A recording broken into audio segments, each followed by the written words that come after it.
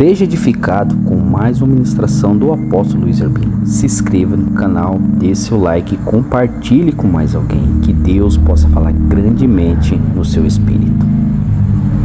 1 Coríntios capítulo 13 diz assim: o amor é o dom supremo. Na realidade é o final do versículo do capítulo 12. Diz assim: e eu passo a mostrar-vos ainda um caminho sobremodo mais excelente.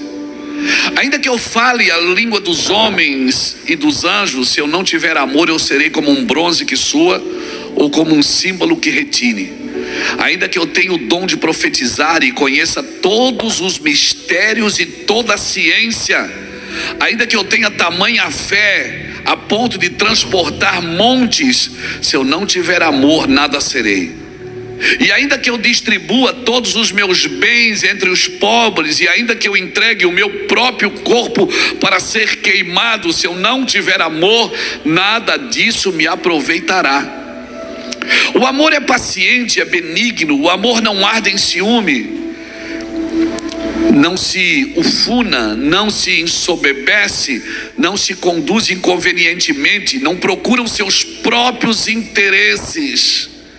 O amor não procura seus próprios interesses, não se exaspera, não se ressente do mal, não se alegra com a injustiça, mas se regozija com a verdade.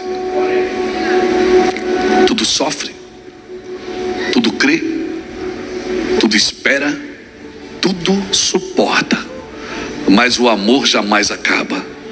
Havendo profecias, desaparecerão; havendo línguas, cessarão; havendo ciência, passará, porque em parte conhecemos e em parte profetizamos. Quando, porém, vier o que é perfeito, então o que é em parte será aniquilado. Quando eu era menino, falava como menino, sentia como menino, pensava como menino. Quando cheguei a ser homem, desisti das coisas próprias de meninos, porque agora vemos como em espelhos obscuramente, então veremos face a face. Agora conheço em parte, então conhecerei como também sou conhecido. Agora, pois, permanece a fé, a esperança e o amor. Estes três, porém, o amor é o maior desses. Aleluia. Obrigado, Jesus, pela tua palavra. Eu quero dar continuidade. Semana passada nós estávamos aqui no domingo, o pastor Fernando de Floripa veio ministrar conosco, mas eu quero continuar o que eu comecei no primeiro domingo do mês, quando nós falamos de Apocalipse capítulo 2. Tenho, porém, contra ti que deixaste o teu primeiro amor. Irmãos, como eu estava falando, Paulo saiu de Atenas, depois de ter pregado ali no Areópago, ganhou 2 pessoas ali na cidade de Atenas, Dionísio, se eu não me engano, e mais outra pessoa, e batizou essas 2 pessoas. E você vai perceber que Paulo não volta mais a Atenas e não escreve nenhuma carta para Atenas. Ele sai zombado de Atenas pelos filósofos epicureus da época, ali no Areópago, e nós tivemos lá, eu tive o privilégio de pregar lá no Areópago. É uma pedra fora da cidade, na Acrópolis, né? Acrópolis é a cidade que fica no monte, né? Acro, alto, monte, topo, polis, cidade, né? Então, cidade do monte. Acrópolis era a cidade, e o Areópago, ele fica, Areópago ou Aerópago é a mesma coisa, e ele fica fora da cidade. E nós estivemos lá, e ainda tem 3 degraus, tem 3 degraus lá, que Paulo pisou nesses 3 degraus. Algumas coisas foram reformadas, mas os 3 degraus estão lá ainda. Ô Jackson, eu disse: eu não vou perder a oportunidade, eu vou subir aqui também. Eu só espero que eu não seja decapitado, mas e eu pisei lá e me emocionei muito, chorei muito, e abri as escrituras em Atos capítulo 17 e ministrei lá.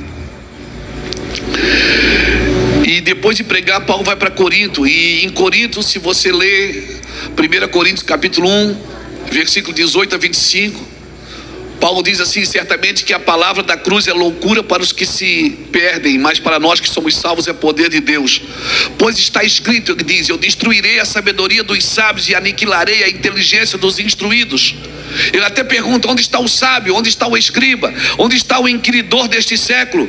Porventura não tornou Deus louca a sabedoria do mundo? Visto como na sabedoria de Deus o mundo não conheceu por sua própria sabedoria. Ou seja, ele está dizendo que você não consegue conhecer a Deus pela sua própria sabedoria. Você não vai conhecer a Deus pela sua própria inteligência, porque aprove Deus salvar os que creem pela loucura. Você está num culto que um pastor faz uma oferta e um outro pastor dá um carro. É loucura. Você está em alguns lugares que às vezes a gente faz algumas coisas que parecem ser loucura, mas a Bíblia relata e declara que Deus salva os que creem pela loucura das pregações. Você está num culto, você veio para ouvir uma palavra e de repente o Espírito Santo pega você aí na cadeira, você começa a tremer, não sabe o que está acontecendo. Daqui a pouco ele mesmo tira você da cadeira, traz você aqui na frente, e quando você vê, você está jogado aqui no chão chorando e adorando a Deus. Você diz: não sei o que aconteceu. Eu sei. É loucura. Sabe o que eu acho? Que a igreja está sóbria demais. Ela está sóbria demais, por isso ela não acredita mais nas loucuras das pregações. Ela está sóbria demais, ela tem argumento demais. E quem é bom de argumento é ruim de arrependimento. Quem é bom de argumento não se arrepende, porque tem sempre uma desculpa para algo que fez errado. Porque tanto os judeus, Paulo diz, os judeus pedem sinais, os gregos buscam sabedoria, mas nós pregamos a Cristo crucificado. Escândalo para judeu e loucura para os gregos, mas para nós que somos chamados é poder e sabedoria de Deus. Não é loucura. Alguém parar na sua frente e diz: posso orar por você? E a pessoa ora e fala: olha, eu estou vendo isso. Você diz: como você sabe? Quem contou minha vida? Ninguém contou. É porque essa é a loucura do evangelho, irmãos. Amém? Não tenha medo de viver no sobrenatural. Não tenha medo. Ah, mas se eu errar alguma coisa, o padrão de Deus não é certo e errado, é bondade e maldade. Porque você vai ver pessoas boas fazendo coisas erradas, e você vai ver pessoas más fazendo coisas certas, mas elas são más, porque Deus não mede as suas ações, mas as suas intenções. As suas intenções. Amém, irmãos? Então ele disse: vocês são salvos pela loucura das pregações. Ele falou aos Coríntios: vocês são carnais. Eu sei que há divisões entre vocês. Um diz que é de Paulo, outro diz que é de Cefas, outro diz que é de Apolo. E ele vai falando no capítulo 2 de 1 Coríntios. Ele fala que a pregação dele não está firmada em sabedoria humana. Por que ele fala nisso, Natan? Porque ele está vindo do Areópago, e lá ele tentou discutir filosofia. Disse: não dá, isso não é. E saiu brabo dali. E quando ele chega em Corinto, uma cidade que tinha uma deusa chamada Afrodite, que vem a palavra afrodisíaco, um deus que era o deus Eros, que vem a palavra erótico, que é desse deus. E ele está lá lidando com gente carnal, com gente imoral. E ali ele passa 1 ano e 6 meses ensinando. Um povo que era politeísta, adorava todos os deuses que tinham. E para não deixar nenhum de fora, eles até botaram um deus desconhecido. Sabe por que aquela estátua era do deus desconhecido? Porque eles tinham tanto zelo para adorar todos os deuses, que vai que a gente esquece de algum, põe Deus desconhecido nesse aí, que daí serve para todos. E Paulo chega lá num povo politeísta que adora todos os deuses da terra, tudo é Deus. Depois que os apóstolos passaram, irmãos, a Grécia até hoje, 95% da Grécia é ortodoxa. cristã ortodoxo, 97% da Grécia, porque depois que os apóstolos passaram, eles deixaram de ser politeístas e passaram a ser monoteístas. Eles adoram um Deus só. Amém, irmãos? Vós sois meninos, ele diz para Coríntios. Ele fala que ninguém pode pôr outro fundamento. Ele fala de renovação de mente. Ele fala sobre casamento. Ele fala, olha, eu censuro litígios entre os irmãos. Ele fala das coisas sacrificadas a ídolos, porque eles adoravam tanto Deus que sacrificavam para todos os deuses. Ele fala de ceia. Jackson, Paulo não ensina ceia para ninguém. Ele ensina para um povo que ele chamou de carnal. E você não vê Paulo deixando a ceia tão clara como em Coríntios. Ali em Coríntios ele escreve a carta para os romanos, mas ali ele escreve sobre o amor. E eu quero parar aqui. Ele fala do amor. Ele disse, olha, eu vou ensinar sobre dons para vocês. Vocês querem ser sobrenaturais? Você quer andar no sobrenatural? Ele estava tentando dizer isso. Então eu vou ensinar sobre o dom. No capítulo 12 de 1 Coríntios ele fala sobre os dons, fala sobre os frutos, sobre os dons. Os frutos ele fala em Gálatas, e depois em Coríntios ele fala sobre os dons, Beto. Aí no final do capítulo 12 ele diz, mas eu tenho uma notícia muito melhor para você do que ser usado por Deus. Melhor do que você ser usado é você conhecer esse amor. Um amor que tudo, e eu queria que você guardasse essas 4 coisas. Um amor que tudo sofre, tudo crê, tudo espera, tudo suporta. Mas o amor jamais acaba. Alguém me perguntou esses dias, pastor, como é que o senhor sabe que alguém ama mesmo assim profundamente? Eu disse, quando passou pelo teste dos 4. Que 4? Tudo sofreu, tudo crê, tudo suporta e tudo espera. Tem coisa mais difícil para crente do que esperar, irmão? A doença do nosso século é ansiedade, depressão e estresse. E eu quero aconselho, não vai no médico que você vai ter uma dessas 3. A ansiedade é o sofrimento pelo futuro. A depressão é o sofrimento pelo passado. E o estresse é o sofrimento pelo presente. Parece que a gente está fora de órbita, fora de sintonia. Parece que a gente não está na mesma sintonia. Aleluia. E quando alguém pergunta para mim, pastor, como é que o senhor sabe se eu amo mesmo? Como é que eu sei se eu amo a Deus mesmo? Se eu amo o meu próximo? Eu digo, faz o teste dos 4. Tudo sofre, tudo crê, tudo suporta. Não estou suportando? Estou no amor suficiente. Não sabe esperar? Não, mas eu não aguento mais esperar. Dá um glória a Deus só para mim não saber que eu estou sozinho aqui. Isso.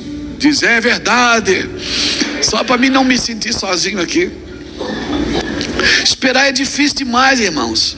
Ele diz assim no verso 9 e 10: em parte conhecemos, em parte profetizamos, mas quando porém vier o que é perfeito, então o que é em parte será aniquilado.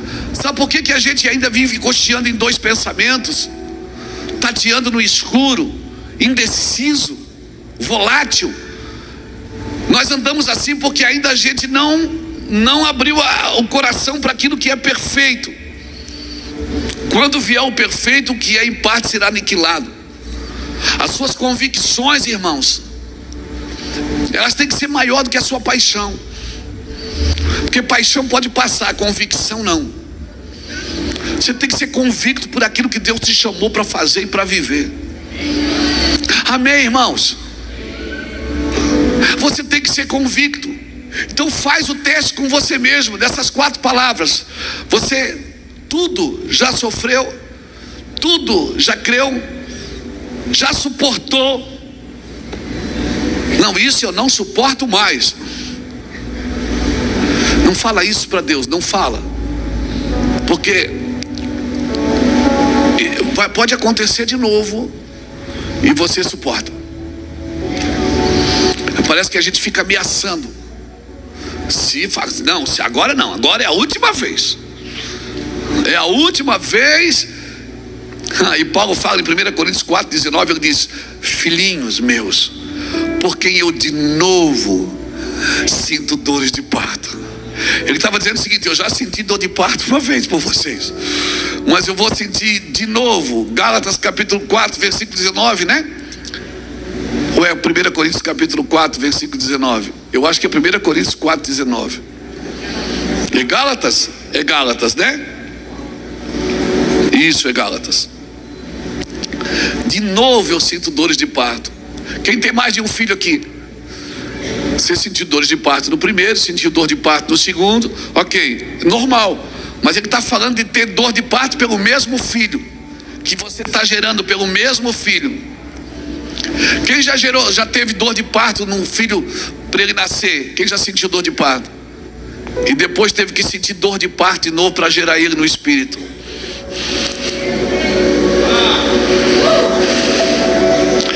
Quer saber de uma coisa, mãe? A dor de parto nunca vai acabar. Você não sente mais ela no órgão genital, mas você sente na sua alma, no seu espírito. Porque toda vez que o seu filho estiver sofrendo, você vai sentir dor de parto de novo, e de novo, e de novo. E Paulo diz: por quem de novo eu sinto dores de parto. Ele estava dizendo para eles: eu já sofri por vocês, Gálatas, agora eu estou sofrendo de novo por vocês. Uma prova do amor não é uma vez. Fez para mim, eu já vi gente falar assim: fez para mim é uma vez só. Te peguei. Quem já falou isso? Fez para mim.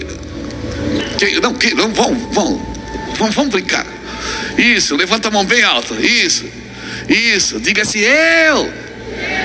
E passou de novo. E sofreu de novo. E disse: para mim fez para mim é uma vez só. Quem já falou isso? E depois passou de novo. E viu que não era uma vez. E de novo. E aí parou de falar de uma vez só. É ou não é? Irmão, quem anda com Cristo